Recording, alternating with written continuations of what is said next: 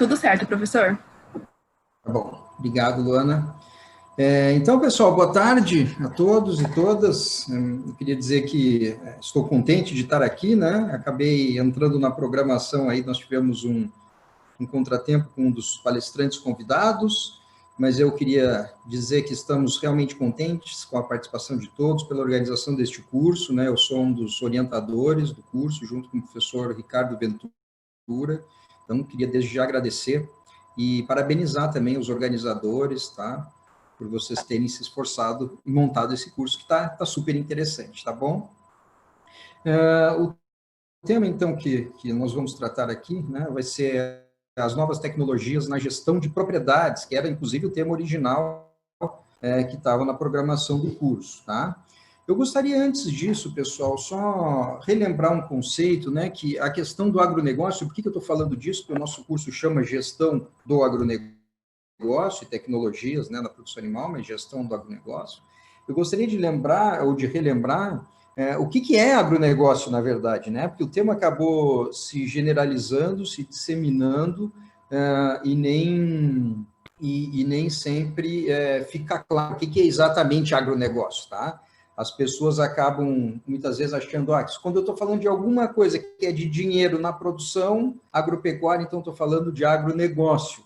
Não é só isso, tá? É bem mais do que isso, tá? Então, eu gostaria de deixar bem claro, do ponto de vista teórico e prático também, o que vem a ser agronegócio para nós. Aqui eu trago um SAG. SAG é a sigla de Sistema Agroindustrial, que nada mais é do que uma adaptação do termo agribusiness, como tinha no slide anterior, agribusiness / agronegócio, que foi uma adaptação feita pelo professor Décio Zilberstein, esse senhor que vocês veem na foto, tá? Professor da FEA USP, que é um dos principais coordenadores, tá? De todo esse esforço, dessa adaptação, dessa concepção de agronegócio, de agribusiness, né? Que começa lá nos Estados Unidos na década de 60, 70, e o professor, então, Décio e seus colaboradores trazem, então, essa concepção para o Brasil com o nome de SAG. Ele não usou a tradução agronegócio, ele traduziu agribusiness como sistema agroindustrial. Então, para nós, pessoal, o agronegócio, quando nós estamos falando de agronegócio, nós estamos falando de toda uma cadeia produtiva, como vocês veem nessa representação deste slide. Desde a indústria de insumos, a própria agricultura, que é a fazenda em si, depois a indústria de alimentos e fibras, então laticínios, processadores, etc., a distribuição no atacado, a distribuição no varejo, ou seja, os varejistas, os supermercados, as quitandas, os açougues, as padarias, os mercadinhos, os grandes hipermercados, até chegar no consumidor final, que somos nós, tá? Então, nós também fizemos parte do agronegócio. Então, quando a gente fala agronegócio e gestão do agronegócio, então nós estamos falando de tudo isso, não só da fazenda, que é aquele segundo bloquinho que aparece ali, tá?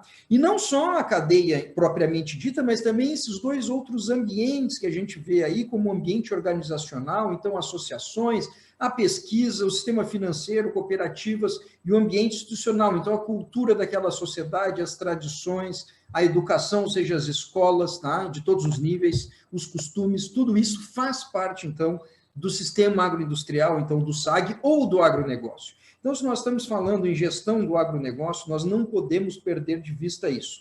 E vocês, como futuros profissionais, tá? Que serão, independente de onde vocês vão atuar, se vocês atuarem no agronegócio, vocês precisarão ter bem claro que este é o meio que vocês estão atuando, este é o setor, então é o setor longo, né, comprido, cheio de interfaces, complexo, tá? Que a gente tem que trabalhar. Então, para nós das ciências agrárias, creio que a maior parte de vocês deve ser das ciências agrárias também, veterinárias, zootecnia, agronomia, etc., a gente tem uma visão muito fazenda, muito só o rural, só a agricultura, como está na segunda caixinha. Mas nós temos que expandir a nossa visão, tá? Mesmo que eu queira ser um veterinário especialista, sei lá, em reprodução bovina, tudo bem, claro, vou me especializar, mas não posso perder de vista esse todo, tá? Se eu quiser realmente atuar de forma competente e efetiva dentro do agronegócio. Então, queria deixar bem claro isso aqui, tá? De resgate desse conceito do que é o agronegócio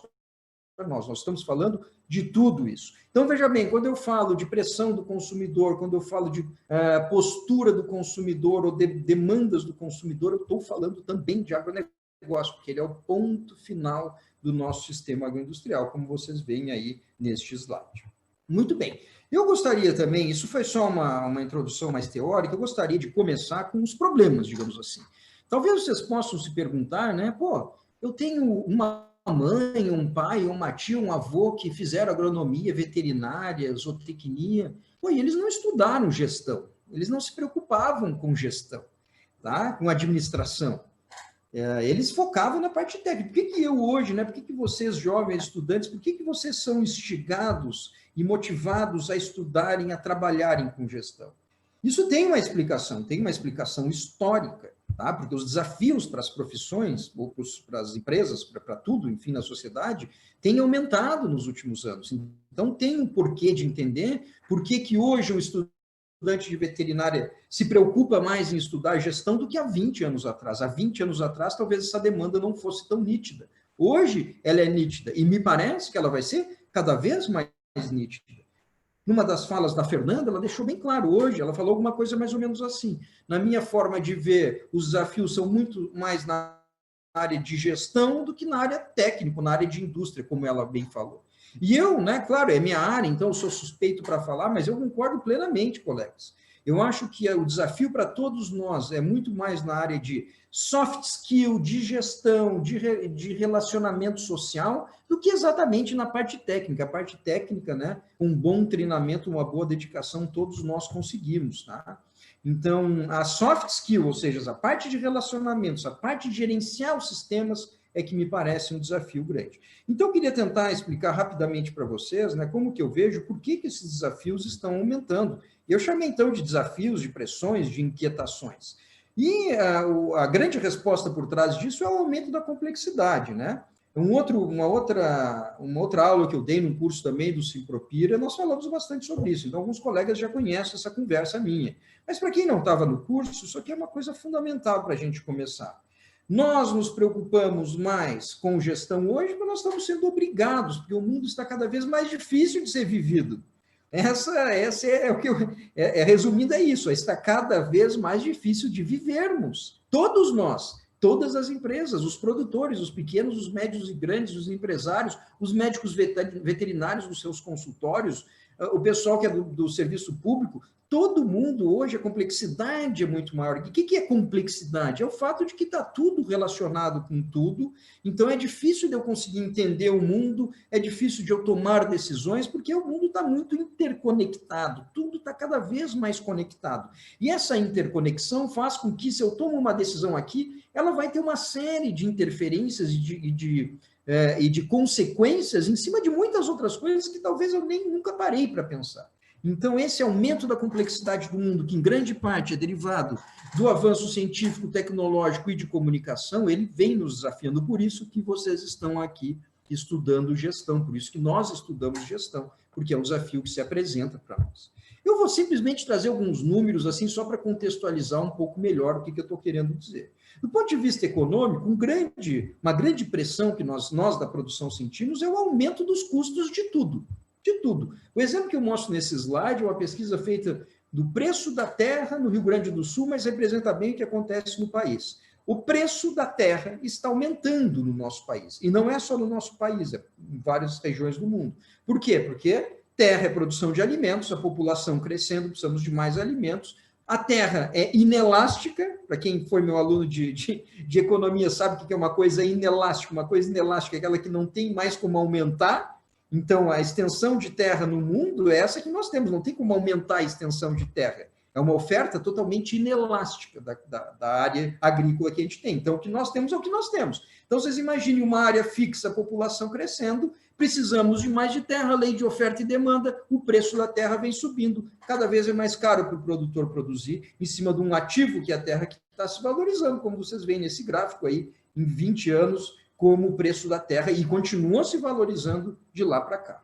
O preço da terra está aumentando, custo da mão de obra está aumentando, e como eu sempre brinco, ainda bem que está aumentando, tá? Porque no Brasil, infelizmente, os salários são baixos, é uma série de valor do salário mínimo, então, né, desde o início do Plano Real até bem recentemente, tá? Ainda 2020, o salário mínimo vem tendo aumento real. O que significa? É mais caro contratar mão de obra.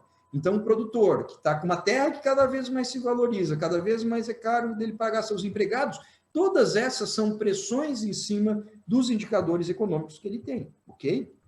Só 2 exemplos de pressões econômicas, tá? Para não me alongar muito. Vou falar um pouquinho da questão ambiental, que inclusive é uma área que eu tenho interesse. Todos nós da produção animal, cada vez somos mais desafiados com a questão do ambiente. Por quê? Porque os animais causam impacto no ambiente, tá? Causam emissões de carbono, nitrogênio, contaminação de recursos hídricos, redução de biodiversidade, degradação do solo, desmatamento, e o resultado disso tudo é mudanças climáticas e irreversibilidade de alguns processos biogeoquímicos, quando eu falo em termos mundiais. Sempre, né, quem foi meu aluno sabe disso, eu gosto sempre de relembrar esse estudo. Isso foi um estudo da FAO, publicado em 2006, então já é velhinho, tá? Onde a FAO ela assume e ela reconhece o impacto que os animais causam no ambiente, e é uma coisa que nós temos que lidar, uma coisa que as fazendas têm que lidar, uma coisa que o agronegócio tem que lidar como um todo. Tá? Então, nós temos que ir atrás de tecnologias de gestão para reduzir o impacto que as nossas produções animais causam ao ambiente, porque a sociedade está nos cobrando disso. Não é eu, Augusto, que está dizendo isso. A sociedade cada vez nos cobra mais. Então, pressões ambientais. Coisas como essa, que eu gosto de lembrar, isso é de um instituto, tá? Um Instituto de Proteção Ambiental, obviamente, e são contra-marketings, né? Seguindo a lógica da ou marketing, dependendo do ponto de vista, que bate duro na questão da produção animal. Eu não estou dizendo que eu concordo com este slide, exatamente. Eu só estou trazendo a vocês um exemplo de coisas que são divulgadas. Você já comeu a Amazônia hoje? Então, cada vez que eu como um bife, eu estou comendo uma parte da Amazônia. Este é o discurso que muitas pessoas têm, muitos órgãos, muitas ONGs têm, tá? E é um discurso que, claro, que parte dele é um exagero e é um absurdo, mas parte dele tem a sua razão de ser. Não nos cabe aqui julgar neste momento, mas cabe a gente entender, isso aqui é um exemplo de como a sociedade nos pressiona, inclusive, podemos dizer de forma até exagerada, de forma até errônea, talvez, porque não é bem assim. Quando eu como um pedaço de bife, não quer dizer que eu estou comendo a Amazônia. Meu bife pode ter sido produzido no Pampa Gaúcho, por exemplo, tá? Numa pastagem natural. Então, não existe essa relação direta. Mas, de qualquer forma, são pressões que a sociedade faz em cima da gente. Pressões sociais estão cheias também. Quem me conhece sabe, é um assunto que me é caro, é um assunto que eu acho delicado, que nós temos que trabalhar mais, mas também não vou falar muito aqui, porque não é o nosso tema principal. Mas eu não podia deixar passar batido de falar que nós temos necessidade de geração de emprego, nós temos que melhorar as condições de trabalho no campo e na cidade. Os produtores, os seus trabalhadores são extremamente carentes de capacitação, de treinamento. A legislação trabalhista é um desafio para todos nós. Sucessão familiar é difícil, ou seja, ninguém mais quer ficar no campo, ou muita gente não quer ficar no campo. Organizar a cadeia produtiva, organizar aquele SAG é sempre um desafio, tem muitos conflitos ao longo da cadeia. O bem-estar animal é uma questão que cada vez mais nos pressiona também. Então, nós temos um prato cheio de pressões econômicas, ambientais e sociais que exigem de nós, profissionais ou futuros profissionais, que a gente saiba se posicionar nesse contexto de complexidade e tomar as melhores decisões. Então, é muito importante que todos nós, profissionais, futuros gestores, conheçamos como são essas pressões para que a gente possa fazer a devida avaliação de cada uma delas, ok? Muito bem, então, dado esse cenário de complexidade, ou de dificuldade, ou de desafios, e veja bem, isso não é para desanimar ninguém, muito pelo contrário, isso serve até de incentivo para que a gente estude mais, trabalhe mais para conseguir enfrentar esses desafios, tá? Mas, apresentado esse contexto de desafios, o que nos resta fazer? Nos resta, então, gerenciar. Então, posso tanto gerenciar o agronegócio como um todo, eu posso focar na gestão da fazenda, né, especificamente. E aqui tem uma coisa que eu falo muito para produtor, pessoal. Então, quando eu vou dar palestra para produtores, ou quando nos chamam para fazer uma assessoria, uma consultoria numa fazenda, eu sempre digo isso. Ó, o senhor quer realmente trabalhar com gestão? Ah, sim, eu quero. Então, é uma coisa, a primeira lição, gestão dá trabalho. Quem foi meu aluno também já conhece esse discurso. Não há, se eu quero implementar uma gestão mais eficiente num empreendimento qualquer, seja rural, seja urbano, isso vai dar trabalho. Tá? E a gestão é uma ciência, eu sempre tenho que lembrar disso, né? Que algumas pessoas acham que assim, que é uma coisa totalmente empírica. Não, a gestão é uma ciência, existe um curso de graduação, existe mestrado, doutorado, existem cientistas de gestão, assim como tem sei lá, fisiologia, microbiologia, bioquímica, existe administração, uma ciência, ou seja, precisa ser estudada, nós precisamos de treinamento para trabalhar com gestão. E dá trabalho, ela vai dar trabalho ao empreendedor, aos técnicos. Então, assim, quem não quer ter trabalho, não tem como trabalhar com gestão. Tá? Então, se nós queremos melhorar, por que eu estou dizendo isso? E por que eu falei para vocês que eu sempre falo para os produtores? Isso que é muito comum. Você vai na propriedade, você faz uma proposta de melhorar a gestão da propriedade, diz, professor, isso vai dar um trabalho enorme. Eu digo, é isso mesmo, meu caro, é isso mesmo, vai dar um trabalho mesmo. O senhor quer melhorar a sua gestão, o senhor quer melhorar o seu desempenho financeiro, vai ter trabalho. Não existe milagre, pessoal. Com todo respeito a quem gosta de religião, mas não existe milagre, tá certo? Não tem nada cai de graça do céu. Se nós queremos melhorar a gestão, nós temos que nos dedicar, nós temos que nos esforçar. Isso vai dar trabalho. Tá? Então, é bem importante nós começarmos por aqui. Nós temos que nos preparar para isso. Por isso que, inclusive, vocês estão aqui estudando conosco. Eu não vou, né, tomar muito do seu tempo com teorias e bababá, a gente estuda isso, tá? Mas eu queria lembrar que as funções do gestor são no mínimo 5, de acordo com os teóricos aí. Eu preciso planejar. Não tem nada que vá funcionar sem ter um planejamento. Nem a nossa vida pessoal não funciona sem planejamento. Não funciona bem, eu estou querendo dizer. Então, eu tenho que planejar. Uma vez planejado, eu organizo os meus recursos pessoais, financeiros, materiais, etc. Aí eu executo, eu coloco em prática aquele plano, aquele planejamento. E eu sempre tenho que controlar, eu tenho que ver que se aquilo que eu estou fazendo está funcionando. Tá? É o que a gente sempre diz, você nunca pode fazer uma coisa e não controlar. Você tem que controlar. Para controlar, eu preciso de indicadores, eu preciso de métricas, para saber se aquele plano que eu propus, ele está dando certo. Ele está dando certo ou não está dando certo. Então, esse quarteto, planejar, organizar, executar, controlar, é básico da administração. Básico. Está nas primeiras páginas de qualquer livro de TGA, Teoria Geral da Administração. E para que tudo isso funcione, tem uma grande função central, literalmente central da gestão, que é a liderança. A liderança. Eu preciso ter uma força que faça essas 4 outras coisas funcionarem. Essas coisas não funcionam por acaso. Tá? Eu preciso liderar para planejar, eu preciso liderar a organização, eu preciso liderar a execução e etc. Então, a liderança é fundamental. E aí, pegando o excelente gancho que a Fernanda nos deixou, quando ela falou de soft skills, hard skills / soft skills, realmente, soft skills é isso que nós precisamos hoje. E liderança está muito relacionado a soft skills, é uma coisa que muitas vezes não vão nos ensinar. Claro, existe livro sobre liderança, vocês podem estudar, claro, mas assim, é uma coisa muito de pessoa, muito de personalidade, e pode ser desenvolvido também, não quer dizer, professor, eu não tenho liderança, então eu nunca poderei ser um bom gestor. Nada disso, pessoal. Eu acredito que o ser humano é capaz de desenvolver qualquer coisa, tá? Qualquer atitude, qualquer habilidade, inclusive a liderança. Mas nós precisamos, os gestores, precisam ter essa capacidade de liderar, que é muito relacionado, então, com atitude, com soft skills, com capacidade de relacionamento, com capacidade de articulação, que é fundamental. Então, isso aqui é a base da base da base das funções da gestão. Ok? Mas vamos para coisas mais práticas, tá? Também falei lá no último curso, né, do Simpropira, que nós falamos sobre gestão, falei que a informação é a ferramenta básica da gestão.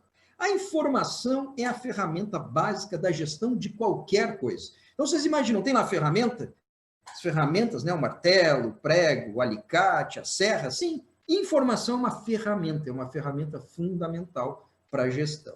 E eu queria saber, né, se vocês já pararam para pensar de onde vem esta palavra, informação.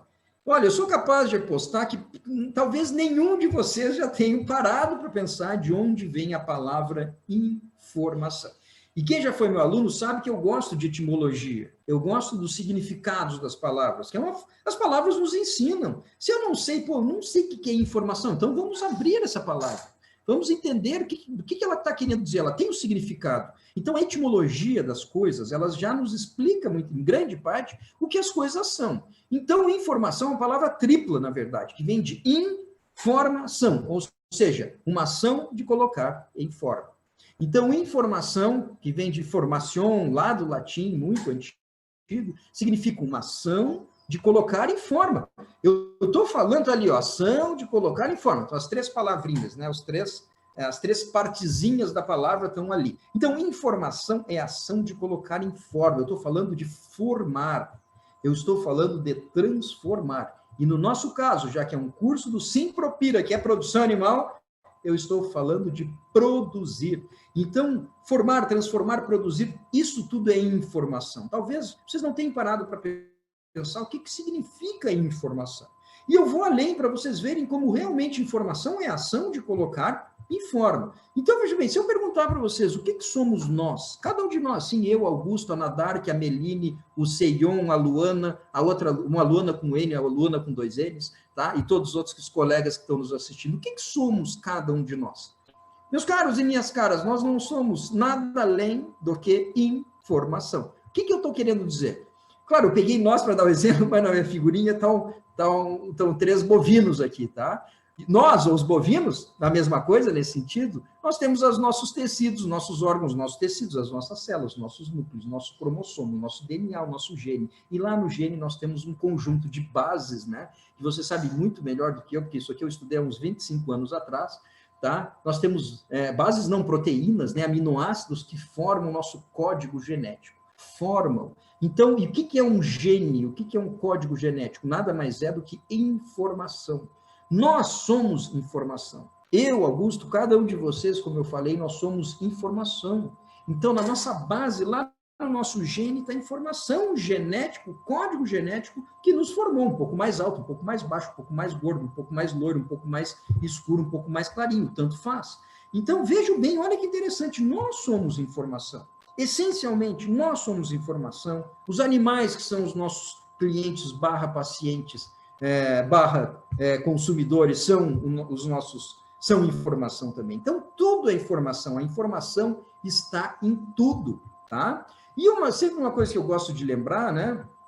Onde a gente vai botar a lupa para ver que tem informação? Onde eu quiser pôr a lupa como cientista ou como um analista, eu vou ver que tem informação. Então, eu já falei, nós somos animais compostos por tecidos, células, genes, moléculas, tá? E dentro das moléculas vai ter lá o nosso código. Mas eu posso, então, o animal, via de regra, é o nosso objeto de estudo para quem faz veterinária, agronomia, zootecnia. Geralmente, o nosso foco é um animal. Mas eu posso muito bem estudar a nível de gene. O professor Ricardo Ventura, na nossa primeira aula do curso, falou sobre isso, o código genético. Então, o Bioma, o grupo dele, está estudando a fundo a informação, que é o código genético, lá no pequenininho do pequenininho.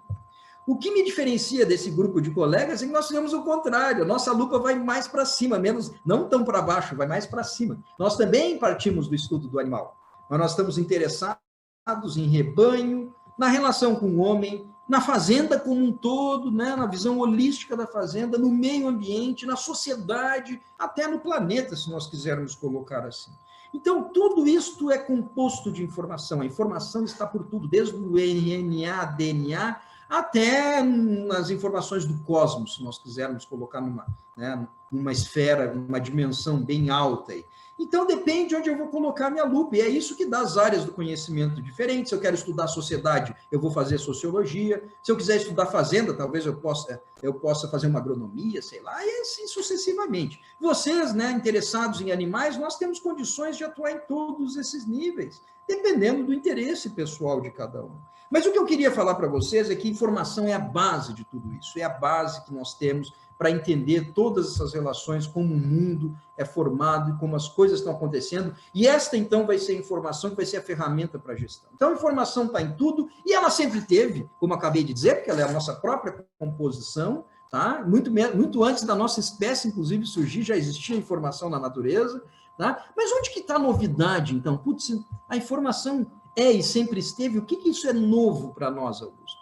E aí eu junto, né, com a palestra também do professor Ricardo hoje de manhã, a novidade é que agora nós podemos, à medida que o conhecimento evoluiu, nós podemos usar esta informação em nosso benefício. Eu espero que seja em nosso benefício. Nem sempre a gente acerta. Aliás, o ser humano faz muita coisa errada com informação.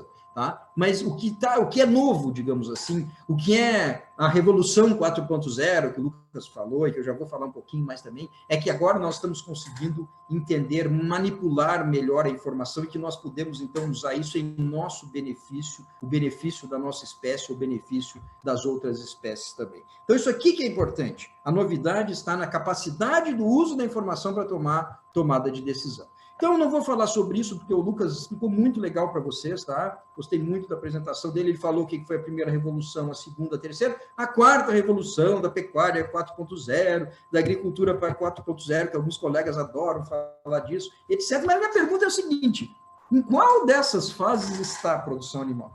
Vocês acham que nós realmente estamos na quarta revolução industrial, pessoal?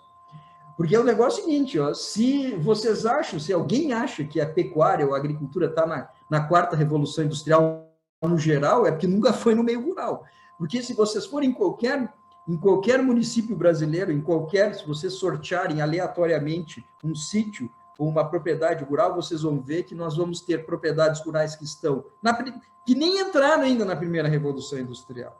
Que estão na segunda, ou que estão, na melhor das hipóteses, na terceira. E é claro que nós temos propriedades que não tenha dúvida que já estão na 4.0, mas são ínfimas, perto do horizonte que nós temos, o horizonte de 5.240.000 propriedades rurais no Brasil. De novo, 5.240.000. Então, assim, nós não estamos toda a pecuária no 4.0, eu diria que é exceção. E a Fernanda falou sobre isso, que ela bem falou sobre isso. Digo, olha, muita tecnologia, etc., mas nós estamos um pouco mais para trás na agropecuária. A mensagem é o seguinte: nós, profissionais, nós temos que entender que nós temos uma agropecuária extremamente heterogênea e que nós temos propriedades que estão em todas essas fases. Nem todas estão na 4.0. Então, como lidar com propriedades que nem entraram na primeira revolução? Ou seja, que nem usam mecanização ainda, que usam, tração animal. Existem muitas, milhares no Brasil. Então, nós temos que entender que nós temos um horizonte de trabalho extremamente heterogêneo e que nós temos que estar preparados para lidar com essa heterogeneidade. E, obviamente, tentar, se for para o bem de todos, tentar trazer essas propriedades para a quarta revolução industrial, se for para o bem de todos. Tá? Então, isso aqui é uma coisa bem clara que a gente precisa deixar bem estabelecido aqui para poder seguir a nossa conversa. Mas vamos continuar acreditando que nós estamos, todos nós, na quarta revolução industrial. Esse cidadão, o negócio é o seguinte, eu gosto de recomendar algumas pessoas para vocês lerem. Esse cidadão é um cidadão brilhante, tá? Então, muitos de vocês certamente já ouviram falar, já conhecem, até deve ter lido o livro dele, Homo Sapiens, que é o mais famoso. Mas o Yuval Harari é um historiador israelense, ele é brilhante, tá? E o Yuval Harari, ele falou o seguinte: aqui em São Paulo, inclusive uma notícia que está aí embaixo, aqui em São Paulo ele teve no ano passado, ele falou o seguinte: olha, os algoritmos entendem vocês melhor do que vocês mesmos. Então é isso que faz um Facebook, é isso que faz um Instagram, é isso que faz um TikTok, um Twitter da vida. São algoritmos, são informações, é inteligência artificial, tá? Aplicada à informação, que monitora os nossos passos e nossas ações e que muitas vezes eles realmente podem entender a gente melhor do que a gente mesmo, o que não é um absurdo, porque você sabe que nós somos bem confusos, faz parte do ser humano, tanto que muitos de nós, fizemos terapias para tentar se entender melhor, e talvez algum algoritmo entenda a gente melhor do que a gente mesmo. Então, algoritmos são isso, a inteligência, tá? A inteligência que está tentando entender o mundo, aquela relação de complexidade, para nos ajudar a tomar decisões, inclusive para nos ajudar a nos conhecer a nós mesmos, tá? O que é um algoritmo? Vocês levem, isso a gente estuda lá em matemática, geralmente. É um conjunto de regras e procedimentos lógicos, perfeitamente definidos, que levam à solução de um problema. Então, se eu tenho um mundo complexo, eu estou trabalhando na área de gestão, algoritmos, que a gente muitas vezes chama de modelos. Inclusive, vou mostrar aplicações que a gente vem trabalhando no nosso laboratório com isso. A gente tem modelos computacionais que nos ajudam na tomada de decisão, que é o que a gente está interessado em gestão. E aqui, só fazer um parênteses, quem já foi meu aluno conhece um pouco o meu discurso. Eu também gosto de tecnologia. Quem não gosta de tecnologia? A tecnologia ela é fascinante, ela é inspiradora. Mas cuidado, pessoal. Cuidado com a tecnoidolatria. Tudo que é idolatria não é bem-vindo, na minha forma de ver. Não podemos tomar cuidado com a idolatria de qualquer coisa. Pode ser um ente divino, pode ser até de uma tecnologia. Então, muito cuidado em idolatrar, mega idolatrar todas as tecnologias, porque as tecnologias sem o ser humano não são nada. Então, né, já que tudo bem, o marketing e essas coisas legais que estão acontecendo, e a Fernanda falou muito, blá, blá, blá, tudo bem, mas cuidado, porque as pessoas estão ficando doentes com isso. Muitas pessoas estão ficando doentes. Então, imagino que todos devem conhecer, mas se vocês não assistiram ainda, O Dilema das Redes, né, tem na Netflix, O Dilema das Redes. É um documentário que eu acho que toda pessoa, principalmente jovens como vocês, deveriam de assistir. O Dilema das Redes. Então, claro, a tecnologia é muito boa, nós vamos usá-la, mas cuidado, tá? Porque ela também tem as suas armadilhas que podem nos trazer consequências nem sempre muito favoráveis. A questão da informação é tão importante que isso aqui foi uma palestra que eu montei no ano passado, tá? E aí eu peguei e fui ver o seguinte, olha, isso aqui são as maiores empresas do mundo que têm ações negociadas em bolsas internacionais, todas elas. E conforme a cor, elas são de um segmento diferente. A mensagem é o valor das ações delas, o valor das ações delas no final de 2019. A mensagem geral é o seguinte, ó, que mais ou menos 35% das empresas do mundo são empresas de informação ou de tecnologia de informação. E aí vocês conhecem quase todas elas. Google está aí, né? Google, uma das maiores. Microsoft está ali. Apple está ali com 205 bilhões de dólares. Facebook, Amazon, Oracle, IBM, Intel. A Netflix aparece ali. Samsung está lá. Tá? Dell está ali em cima. Todas elas. Tá? PayPal, pessoal. PayPal já vale alguma coisa como 9 bilhões de dólares. Ou seja, e é o maior setor. Se nós formos ver por setor, observe que não tem nenhum outro conjunto de corzinhas equivalentes que valem tanto juntos como a indústria da tecnologia da informação. Resumindo, a maior indústria do mundo é a indústria da tecnologia de informação.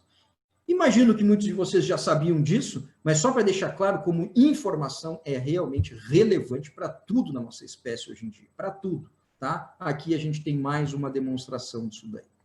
Mas vamos em frente. Então, pessoal, eu podia, né, pegar aplicações dessas tecnologias no campo, como um drone que está monitorando as ovelhinhas lá no Rio Grande do Sul, Bababá, que é do meu estado, lindíssimo estado, inclusive, tá? Mas é isso aí, né? Eu não vou falar disso daí. Vocês sabem disso até, de repente, melhor do que eu. Nós temos muita tecnologia, tá? 4.0, que já são viáveis, que já vêm sendo testadas, umas mais aplicadas comercialmente, outras ainda como protótipos, mas nós temos muita coisa e eu não tenho dúvida de que isso daqui vai acontecer cada vez mais, vão ser ferramentas à disposição de todos nós, de todos vocês. Quem gosta de conformação de carcaça, é sempre uma dificuldade avaliar, né, o desempenho do gado, então a gente já tem aí câmeras que conseguem, né, avaliar a conformação de carcaça de bovinos de corte, que conseguem monitorar os animais, enfim, fazer contagem no campo. Nós temos muita coisa acontecendo em relação a isso, tá?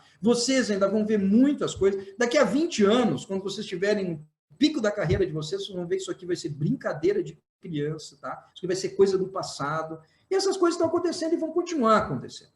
A minha área, como é área de gestão, é claro que a área de gestão também está passando por muita novidade, muita inovação. Então, eu não vou ficar falando de drone, de qualidade de carne, etc., de carcaça, porque não é minha área.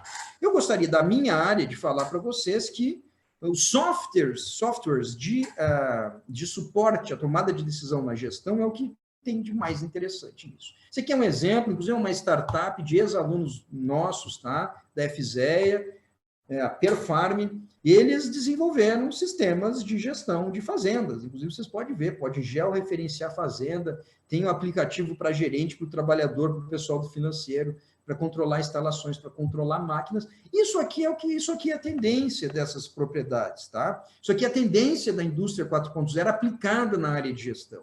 E essas coisas cada vez mais vão acontecer, e essas coisas são fundamentais para nós tomarmos decisão. Então, são exemplos, tá? Que a gente tem, assim como tem a Perfarm, nós temos vários outros exemplos para falar sobre isso. Mas o que me preocupa não é exatamente o que está na ponta, o que me preocupa é o que está lá atrás, antes da primeira Revolução Industrial, como eu falei para vocês. E isso é evidente, isso aqui é uma notícia do Canal Rural, que é super conhecido, né? Alguns de vocês que já foram meus alunos, é um exemplo que eu trago, porque eu assim, fiquei chocado, e depois me informei, e isso continua sendo realidade. No Brasil, 3 em cada 4 bovinos são vacinados incorretamente. nós somos incapazes de dar uma injeção direito no gado. Nós, que eu digo, as pessoas, né, que trabalham com essa produção, os trabalhadores, enfim, os produtores. Então, veja bem, o que eu estou querendo dizer, meus caros e minhas caras, é claro, a tecnologia é muito linda, é muito maravilhosa, ela está aí cada vez mais vai aumentar, mas nós temos problemas muito mais básicos na realidade do campo. Tá? Nós temos problemas muito mais básicos, como este é um exemplo, e tem muitos e muitos e muitos outros, que é o que eu falei, por isso que eu brinquei. Essas fazendas não entraram nem na primeira revolução industrial ainda. E vocês têm que estar preparados para trabalhar com todo esse tipo de público e ter problema. Então, coisas muito mais simples são necessárias no campo. Isso é uma coisa que me deixa um pouco angustiado, tá? Porque nós estamos aqui todos estudando coisas avançadas, mas o produtor lá no campo, ele é carente de coisas muito mais simples, coisa que a gente sabe fazer. Muito mais simples, lá na primeira Revolução Industrial. Como, por exemplo, vacinar o gado. Isso aqui deve ser da segunda Revolução Industrial. Então, assim, nós temos coisas de manejo, coisa de nutrição, coisa de reprodução extremamente básicas ainda para acontecerem lá no campo. Então, legal, vamos olhar para a tecnologia, mas não esqueçam que a nossa realidade não é tão tecno como a gente gostaria que ela fosse, tá? E nós temos que estar preparados para lidar com isso tudo. Mais uma vez, dentro da gestão, o que a gente tem de mais interessante? Os famosos ERPs, Enterprise Resource Planning. Então, são softwares de planejamento de recursos das empresas, tá? Ou dos empreendimentos. Os mais conhecidos devem ser o TOTS, o Oracle, o SAP, né? O SAP talvez seja o mais conhecido do mundo. Então, são softwares que ele tem módulos, cada pizzazinho, cada fatia da pizza é um módulo de vendas, produção, inventário, distribuição, compras, financeiro e contabilidade, recursos humanos, relação com o cliente, etc. Então, o Tchan, que está acontecendo nas grandes empresas, na verdade, nas grandes empresas já aconteceu, o que está acontecendo nas médias e nas pequenas, e também nas propriedades rurais, é a instalação de sistemas de gerenciamento integrado como esses. Tá? Então, a gente chama genericamente de ERPs, Sistemas Integrados de Gestão. Tá? E a gente pode achar, não, mas isso não dá para uma fazenda assim. Existem ERPs que com R$300 por mês você já consegue instalar na tua fazenda, você consegue instalar na sua clínica veterinária, na tua empresa de consultoria, no teu escritório, se for necessário. Então, nós temos que integrar informacionalmente as informações, obviamente, né? Ficou um pleonasmo, mas integrar as informações, os dados dentro de uma gestão da empresa. Então, isso aqui também é o que a gente tem aí, digamos assim, de fronteira em termos de gestão. E aqui tem um detalhe, eu preciso ver que aparece aí o KPI, né? KPI é de Key, de chave, né? Key Performance Index. Então, quando eu tenho um sistema de gestão integrada como esse, informatizada, eu consigo tirar KPIs, Key Performance Index, índices ou indicadores de performance. Tá? Então, é assim que eu vejo se eu estou indo bem na minha empresa, se minhas perdas, os meus tempos, os meus custos, os meus faturamentos, a minha qualidade, se a satisfação do cliente está legal. Tá? Eu preciso de indicadores, e indicadores nada mais são do que informação. É informação que nos guia no caminho certo, ou se eu preciso mudar um pouquinho a minha estratégia. Então, gestão de informação, né? Então, tecnologia de dados para derivar indicadores para nos ajudar na nossa gestão. Outra coisa que a gente vem observando, já que a gente está falando de dentro da propriedade, né, que é o título da nossa conversa aqui, uma coisa que a gente tem visto muito, que é muito difícil, né, essa questão cultural dos produtores, é muito difícil a gente convencer que, se eles quiserem ter uma gestão eficiente, eles têm que entender que a fazenda deles é uma coisa e eles são outra coisa, tá? Então, a fazenda, o empreendimento é uma coisa, o empreendedor é outra coisa. Isso aqui é o que a gente chama na contabilidade de princípio da entidade. É o primeiro princípio da contabilidade.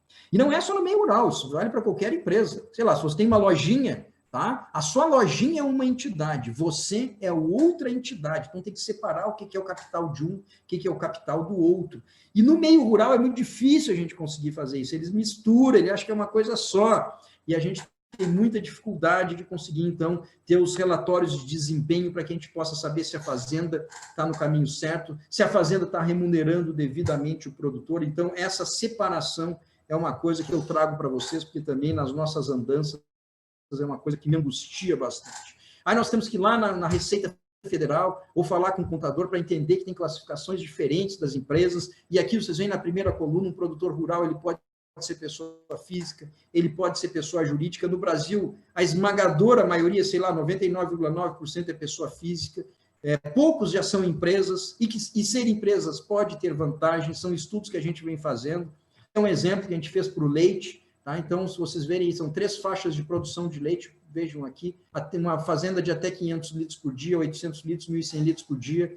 E o regime tributário, se ele é uma pessoa física, né, ou se ele tem uma empresa do Simples Nacional, abrir uma pessoa jurídica e transformar sua fazenda, né, sua produção de leite numa empresa, a gente vê que para os dois primeiras faixas realmente mais barato ser pessoa física, pagar menos imposto. Mas se eu produzo aí mais de 1.100 litros por dia, a nossa simulação já mostra que é mais vantajoso eu ser uma pessoa jurídica. E muitos produtores, nós temos produtores que são grandes e ainda estão na pessoa física, com uma gestão muito arcaica, e se a gente migrasse ele para a pessoa jurídica e conseguisse melhorar a gestão, profissionalizar, ele provavelmente teria muitos ganhos econômicos. Tá?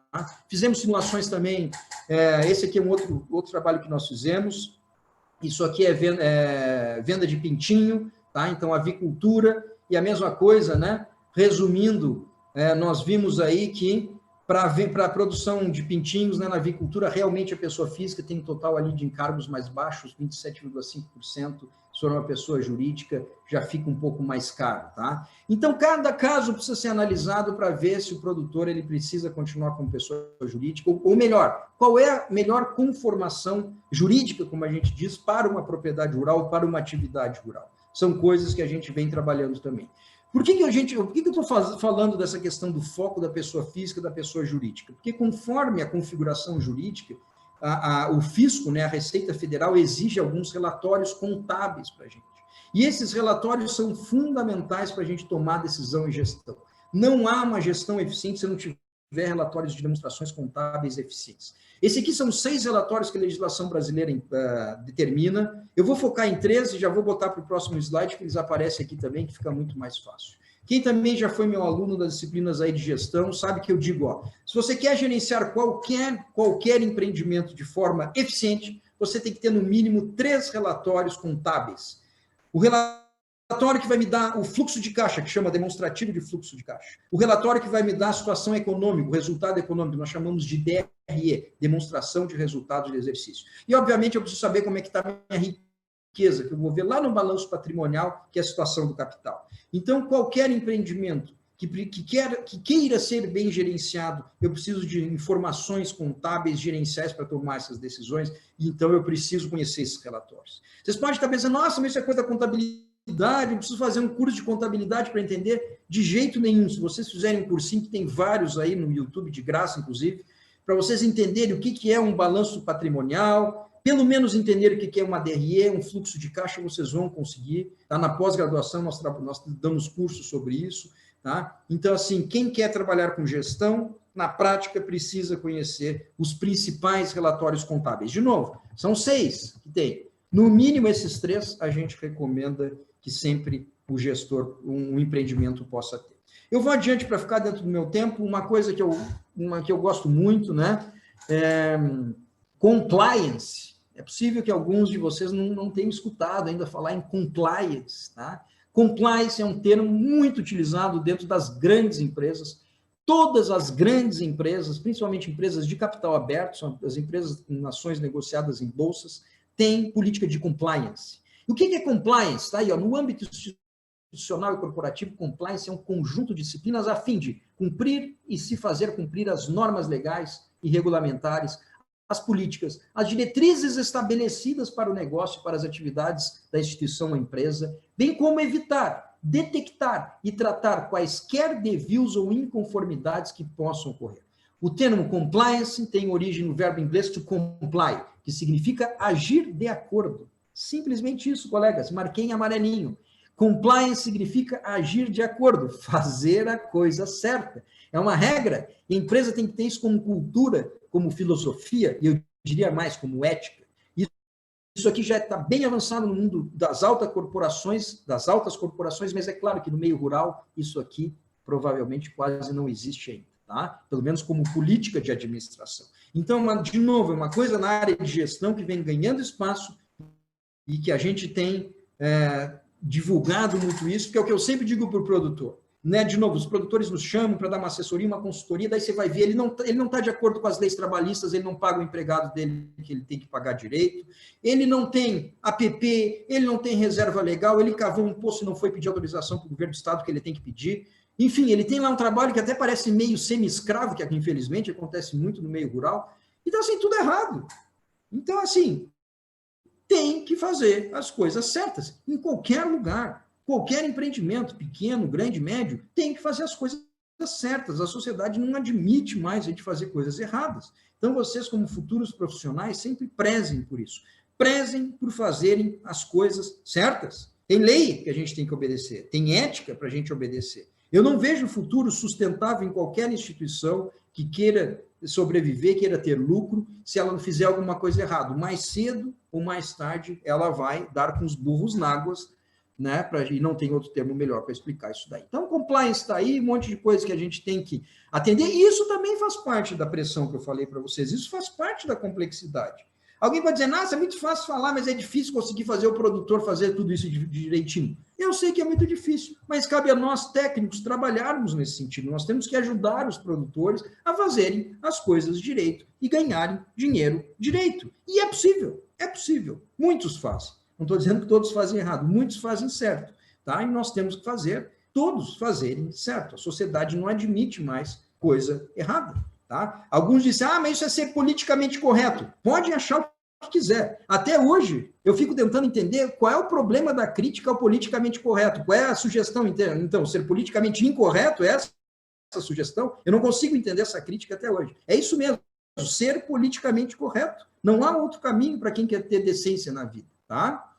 Muito bem, e a questão, para a gente encerrar a nossa conversa, e também isso aqui foi preparado por uma outra aula que a gente deu no Simpropira, a pergunta é o seguinte, nós vimos que está tudo muito complexo, etc e tal, né, as coisas estão avançadas, tem tecnologia, mas e o produtor, ele está preparado para atender esse desafio? O produtor e nós também, nós técnicos que trabalhamos com eles, nós estamos preparados para encarar esse desafio como um todo?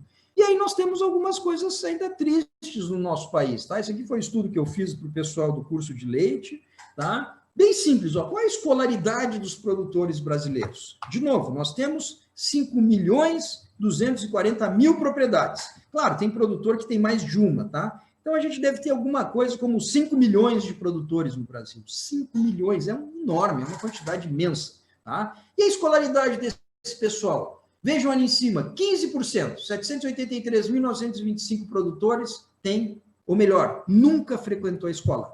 Nunca frequentou a escola, 15%. A maior parte da pizza, a maior fatia da pizza é essa do ensino fundamental. 64% dos produtores têm até o ensino fundamental completo. Muitos desses 64% não estão nem completo, mas eu juntei tudo para facilitar a estatística.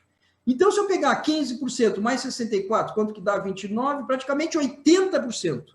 80% dos produtores agropecuários do Brasil, de todas as regiões, do Brasil inteiro, isso aqui é dado do censo do IBGE, mais atualizado possível, 80% tem, no máximo, o ensino completo, sendo que 15% nunca foi à escola.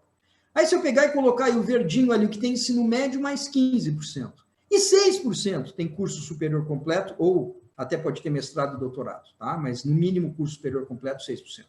Então, veja bem, nós estamos diante de um público que vai ter suas dificuldades de entender essa complexidade desse mundo que nós estamos falando, dessas tecnologias que nós desenvolvemos, inclusive, nas nossas empresas e nas nossas universidades. Então, a grande pergunta é como levar essas informações, como ajudar esse pessoal, que são os nossos clientes, em grande parte, a trabalhar nesse mundo mais complexo.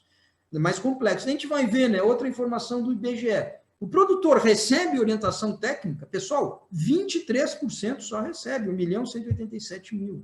77% não recebe nenhuma orientação técnica. Ele está lá, Deus dará lá no campo. 77%. 4 milhões, mais de 4 milhões de produtores. Tá certo? Então, veja bem, não estão recebendo nenhuma orientação técnica. Então, veja bem, não tem informação, o mundo está cada vez mais complexo para nós e para eles também, e como que eles vão enfrentar esse mundo mega tecnológico que nós estamos aqui divulgando e defendendo, com orgulho, né? Mas assim, eu estou tentando trazer para vocês o desafio que é isso daí. Tá? Aqui é só mostrar bem rapidinho de onde vem dos 23% que recebem orientação técnica, quem que está dando orientação técnica para eles? O governo ainda é o que dá mais orientação técnica. Então, a gente reclama muitas vezes, né, do sistema público, o Estado é inchado, o Estado é caro, blá, blá. Mas se não fosse o Estado federal, o estadual, municipal, primeira barra aí, 388 mil produtores, a única orientação técnica que eles recebem é do Estado. Ainda é o principal fonte de fornecedor. Depois, o segundo é próprio ou do próprio produtor, ou seja, o produtor é um técnico, sei lá, formado, ou ele vai atrás e ele mesmo presta orientação para ele. Então, ele considera que ele tem acesso à informação, mas ele que vai atrás disso, é a segunda barra. Depois nós temos cooperativas, empresas integradoras, então integradoras de suínos, aves e outros, tá? Mas principalmente essas duas espécies. O que mais? Empresas privadas de planejamento e as consultorias. 28 mil, pessoal. Tudo bem, a gente acha legal a consultoria, também acho super legal, mas assim, nós temos 5 milhões. Só dessas 5 milhões, 28 mil propriedades estão tendo acesso à consultoria. De 5 milhões, 28 mil. Tá? Depois nós temos ali ONGs com 8 mil e pouco, depois Sistema S, que é o SESC, SEBRAE, SENAI, SENAR, que dão mais para 7 mil e pouco. A mensagem é o seguinte, estamos desenvolvendo um monte de tecnologia, mas como que nós vamos fazer isso chegar ao produtor? Será que ele vai estar apto e preparado para trabalhar com isso? E nós vamos ter que fazer esse papel. Então, vai caber a nossas categorias de profissionais a trabalhar com esses produtores, levar essas informações e prepará-los para lidar com essa gestão que cada vez mais vai nos pressionar.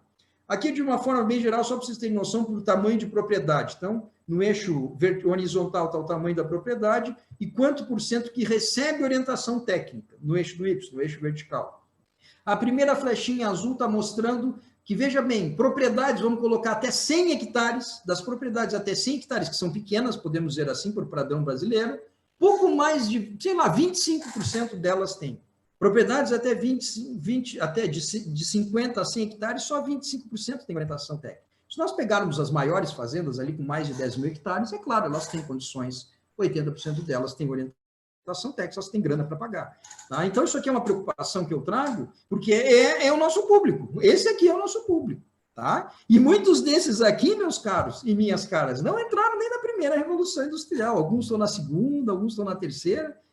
Pouquíssimos desses estão alguma coisa na quarta Revolução Industrial. Tá certo? Então, esta é a nossa realidade. Quem não conhece essa realidade, na prática, fica a minha sugestão, façam estágios, vão a campo, conheçam produtores, vocês vão ver essa realidade que eu estou falando para vocês aqui, tá certo? Quando a gente fica só dentro da escola e vendo tudo pelo computador, pessoal, a gente não vê a realidade de nada, nem dos produtores, nem das cidades, nem de nada. Claro que nós estamos animados, né? A Fernanda é um caso desse, o Ciclo Rural, né, fazendo, o que a Fernanda está fazendo, né, que ela acabou de palestrar para nós? Ela está fazendo a Terra Digital, Assistência Técnica e Extensão Rural Digital, ela está divulgando informação. Muito legal. É uma forma de fazer a informação chegar nos produtores. Muito bom. Cada postzinho dela ensina os produtores. Então, claro que a tecnologia da informação, como vocês veem aqui, nessa fotinho, vai nos ajudar nesse sentido. Tá? Então, é um aliado a mais. Mas ainda assim vai ter produtor que vai ter dificuldade de ter acesso a isso daqui também.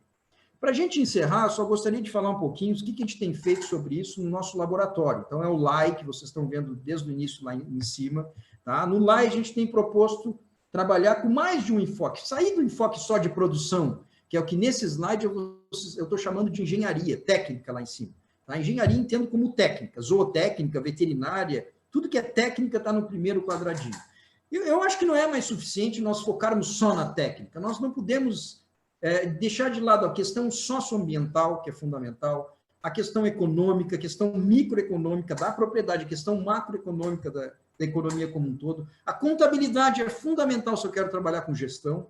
Não precisa, de novo, não precisa ser formado em contabilidade, mas estudar um pouquinho em contabilidade é importante. Ter relação com os contadores é importante e, obviamente, a administração. Então, a gente vem trabalhando, essa aqui é basicamente a nossa filosofia de trabalho no nosso laboratório, e a gente vem tentando fazer coisas nesse sentido. Só alguns exemplos. Nós já temos, né, um informativo que calcula e divulga o custo de produção do cordeiro, que foi lá desenvolvido pela professora Camila Raineri. Nós já temos o do Gustavo, que desenvolveu também o índice de custo de produção de bovinos confinados. Ok? Nós temos três colegas. A Beatriz, essa do meio, casualmente defendeu na quarta-feira, tá? Então ela defendeu quarta-feira, Então, índice de custo de produção para bovino de corte a pasto. O Rafael está no doutorado, ele vai estar desenvolvendo modelos de cálculo de custo para avicultura. A Laia, para suinocultura, vai defender em fevereiro, orientada do professor César Augusto e co-orientada nossa. Então, a gente vem tentando desenvolver modelos de cálculo de custo, de análise da sustentabilidade, como eu vou mostrar para vocês. Estamos muito interessados no estudo da relação animal-planta, por causa dos sistemas de produção integrado, que são mais amigáveis no ambiente, tem vantagens econômicas, tem racionalização logística, uma série de coisas. Então, aqui é só um exemplo, né? Isso aqui foi uma pesquisa de um pós-doutorado que eu fiz na Exalc. Então, nós modelamos a relação entre produção animal e produção vegetal em fazendas de leite, para tentar otimizar o planejamento da fazenda.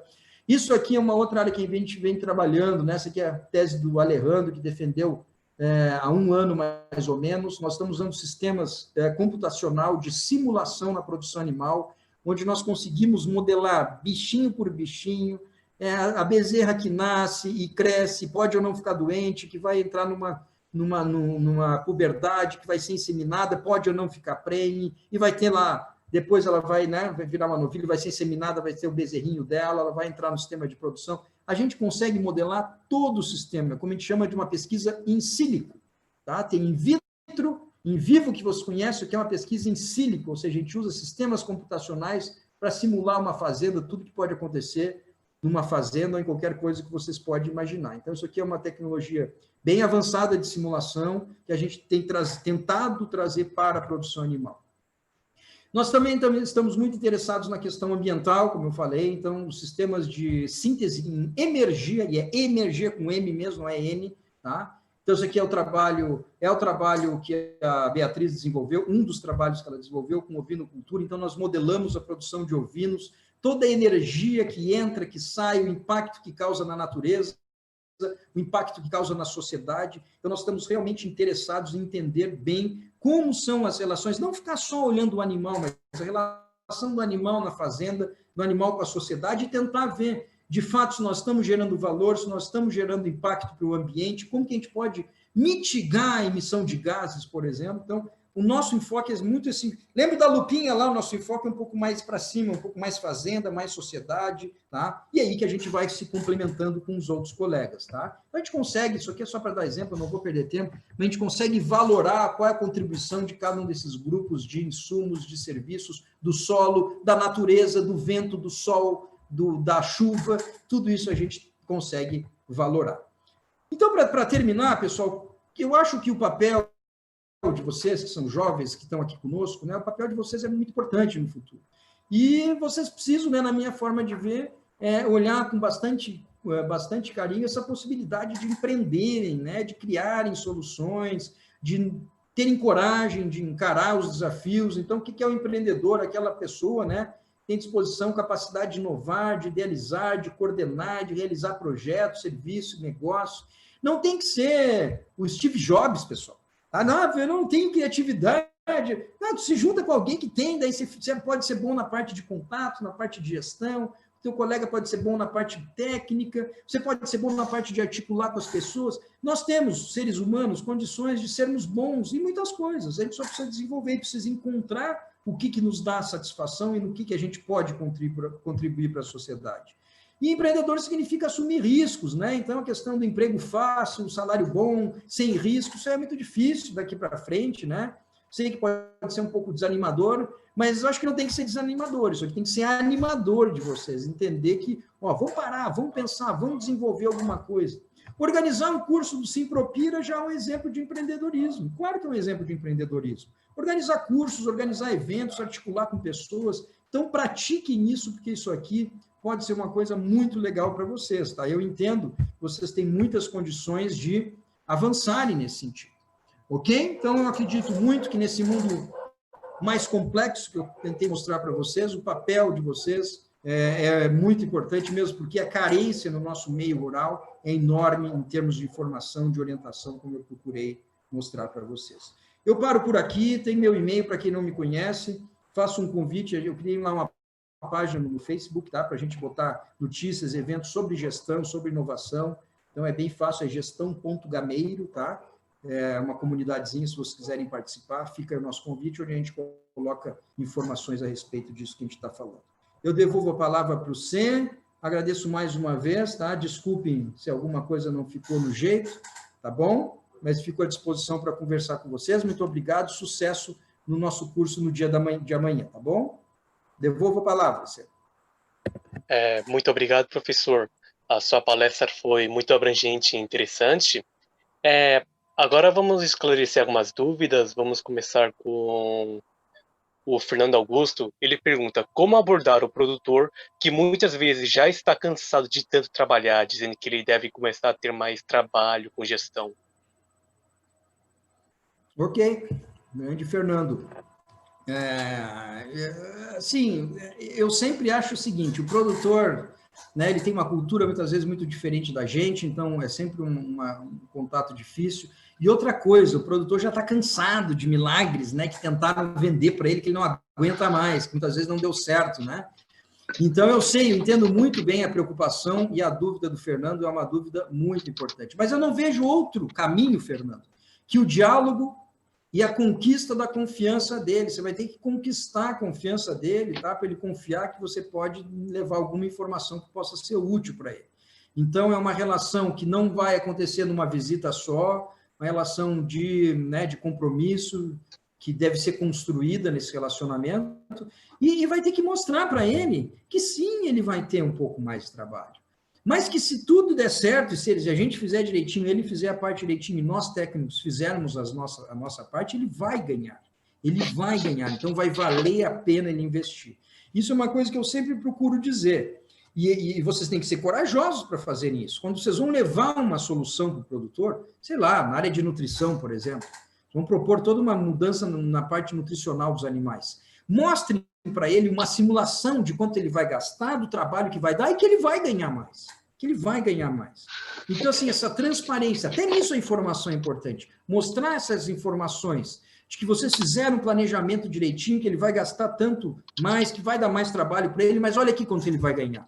Então, se a gente conseguir fazer um bom planejamento, resumindo, Fernando, bom planejamento, que você mate a cobra e mostre o pau para o produtor daquilo que você está propondo para ele. Claro que você vai falar para ele, isso aqui não tem bola de cristal, pode ser que não dê certo, mas se tudo der certo e a gente fizer direitinho, olha aqui quanto o senhor vai ganhar. Tá? E seja transparente, mostre o jogo, não adianta querer vender milagre, né? Que muitas vezes, infelizmente, né, muitos colegas das empresas são pressionados a venderem qualquer coisa para o produtor, e é claro, o produto não vai dar certo, né, porque não foi feito direito, e o produtor vai ficar mordido com a gente mesmo. Então, resumindo, Fernando, eu acho que uma relação de diálogo aberto, de confiança, de honestidade e transparência com o produtor, e principalmente um planejamento bem feito que mostre para ele quanto que você provavelmente vai fazer ele ganhar, ele vai começar a confiar em você. Tudo que é relação humana é assim, pessoal. Até namorado, namorada, enfim, namorado, namorada, namorada, namorada, enfim, uma relação a dois é feita em cima da confiança. Você conhece a pessoa vai te conhecer, ela vai aprender a confiar, ela vai aprender a gostar, e aí vai dar certo. Pode ser que não dê certo, acontece, tá? Mas assim, eu acho que se vocês forem profissionais e se tiverem paciência com o produtor, porque ele já está de saco cheio, coitado, tá? Realmente eu acho que é possível a gente conseguir convencer ele no bom sentido. E outra coisa, obviamente, né? Comecem devagarinho, não adianta propor uma coisa megalomaníaca, porque é claro que não vai dar certo. Então, comecem aos pouquinhos, mostrando que ele vai ter ganhos aos pouquinhos, tá? E eu tenho certeza que vocês vão conseguir, vocês vão conseguir tocar o coração do produtor, com profissionalismo e transparência.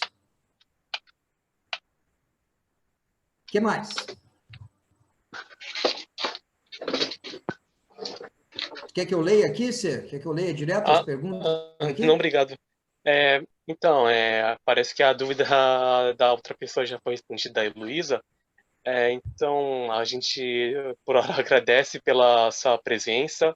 Mais uma vez, a gente espera revê-lo nas próximas edições. Então, a gente precisa fazer um intervalo de 5 minutos e prosseguimos com a última palestra. Mais uma vez, obrigado, boa tarde. Obrigado, Cê. Obrigado a todos, pessoal, por vocês participarem do curso, tá? Amanhã vai ser super legal também. Não deixem de participar desde cedo, começa com uma palestra muito legal, tá? Então, nos encontramos amanhã. Obrigado, sucesso a todos, sucesso na vida profissional de vocês. Obrigado, tchau, tchau.